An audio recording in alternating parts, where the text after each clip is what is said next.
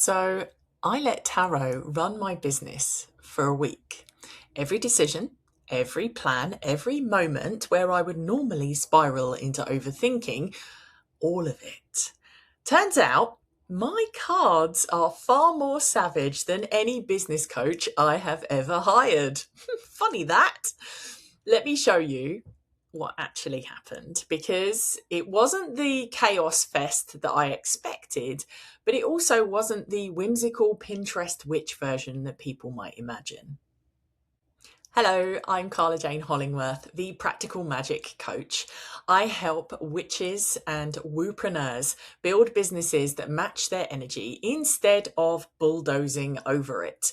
If you want grounded tarot, practical witchcraft, and business strategies that don't make you want to run into the woods like a feral goblin, hit subscribe. So why did I even try this experiment? Well, first of all, let's be honest. Most witches and woo-leaning entrepreneurs, especially the intuitive neurospicy crew that I attract, don't struggle with business because they're incapable. Far from it. They struggle because their brain is trying to run 12 different operating systems at once. Intuition, trauma responses, people-pleasing, ADHD, white noise, plus the constant thought of what if this is the wrong decision? That is why selling feels like emotional exposure. That is why pricing feels like you are diffusing a bomb. Why showing up online feels like you're offering your entire soul to strangers, hoping that somebody gives you a gold star. We don't have a decision-making problem, we have a signal problem. The noise gets so loud that the answer right in front of you becomes impossible to see. So this experiment, letting tarot run my business for a week, wasn't about letting the universe decide. It was about getting honest with myself. Because tarot does not give a shit about your excuses. Tarot is brutally direct, and it will call you out on the exact pattern that you are pretending not to notice and giving it the bombastic side eye. That's why it works. And the rules. Okay, so the rules for this, you can follow along too. I kept it simple because I'm not about complicated spiritual systems, and that is where also people generally tend to hide. I don't quite understand, so I'm not going to do it. So rule 1, pull a card before any meaningful business decision. Not after, before. Before your brain has time to start justifying everything. So just start pulling a card. Grab your deck, pull one card. Rule 2, whatever the card reveals about your energy, listen or read, but you know what I mean. So if it shows exhaustion, all right, you rest. If it shows momentum, you move. If it shows avoidance, you face that shit. And if it shows defensiveness, you stop forcing things.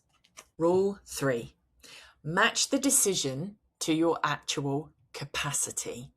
Not your imaginary, I will be a whole new person tomorrow bullshit, okay? Your real life, right now, human capacity. 3 rules, that's it, okay? This is not mystical. This is a self-management process with a tool that does not sugarcoat. So here is the magic when you actually use tarot. It cuts through the internal debate, the noise. When I pulled a card, I stopped overthinking immediately because the question changed from, is this the right decision, to what state am I actually in right now?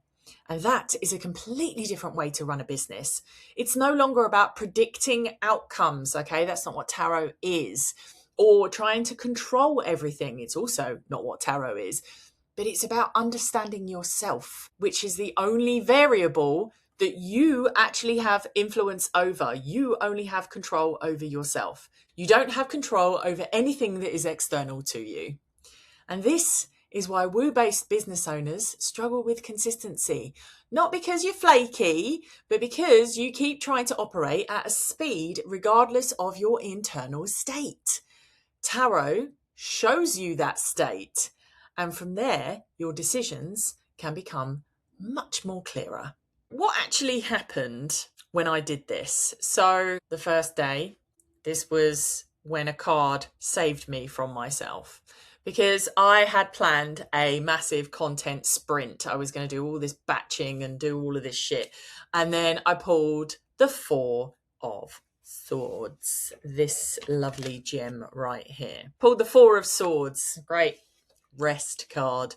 My immediate reaction, I don't have fucking time for this. Absolute classic. But the truth is, I was already running on fumes. So I listened and I actually rested. And weirdly, not magically, just realistically, the next day, my work felt clearer.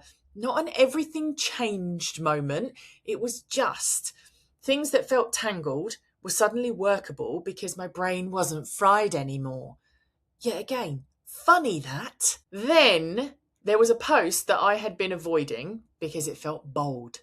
And you know those posts where you can imagine already you're going to get the weird comments. Okay, so I pulled the Knight of Wands. This one is one of my favourites because it's a bit of a JFDI, just fucking do it. Basically, it's an energetic slap saying stop tiptoeing, get the fuck on with it. So I posted it. The response, it wasn't viral, doesn't matter anymore really, but it was real. It was engaged, and it was exactly what my people, my audience, needed to hear from me that day. And more importantly, I needed to stop running from my own voice. And then one morning, I pulled the Two of Swords, another classic avoidance card. I had the launch idea ready to go, but that card made me pause. Not in a mystical, the universe says no. No, that's not what we're about here. But it's in a, your energy cannot support this right now. Okay, so make a fucking decision and just do something. And it saved me from going into something that was half resourced and burning out halfway through. Tarot doesn't stop me from launching, and it didn't stop me that day, but it stopped me from launching while I was tired, which is a completely different thing.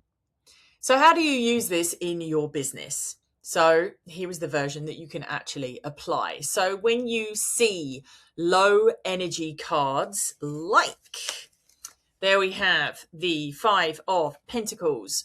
So we have the Five of Pentacles, the Ten of Wands, and the Four of Swords, which you saw earlier. So this is at the point where you start doing things like admin. You do prep, you do tidying up tasks. Save your output and anything that's creative for later. Then we have the avoidance cards. We love these. Not. So we've got the Four of Cups. We have the Two of Swords that we saw earlier, and we have the Moon. These are the ones that we just go, no, I'm just going to go into Delulu land or dissociate. So this is where you do the one thing that you're putting off.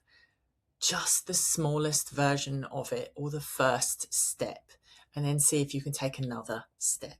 Then we have the momentum cards. We love these cards. They are fabulous. So we have the Eight of Wands, we have the Knight of Wands, and we have the Chariot. These are movement cards, momentum, as I said. So they are time for visibility, showing your face, making decisions, and just moving. JFDI, get that shit done. And then we have the defensive cards. Whoa. These ones, when they come up, they give you all kinds of feels. So we have the Eight of Swords, we have the Seven of Wands, and we have the Five of Swords. So this is at the point where you stop fighting your shadows, stop fighting the bullshit that's going on in the background.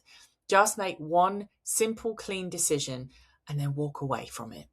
You're not handing your life over to tarot when you do this, okay? You're just using tarot as a mirror to stop bulldozing your way into burnout. So there was a day during this experiment where I nearly forced myself to go through 3 hours of work that I absolutely didn't have the brain capacity for. So I pulled the Hanged Man.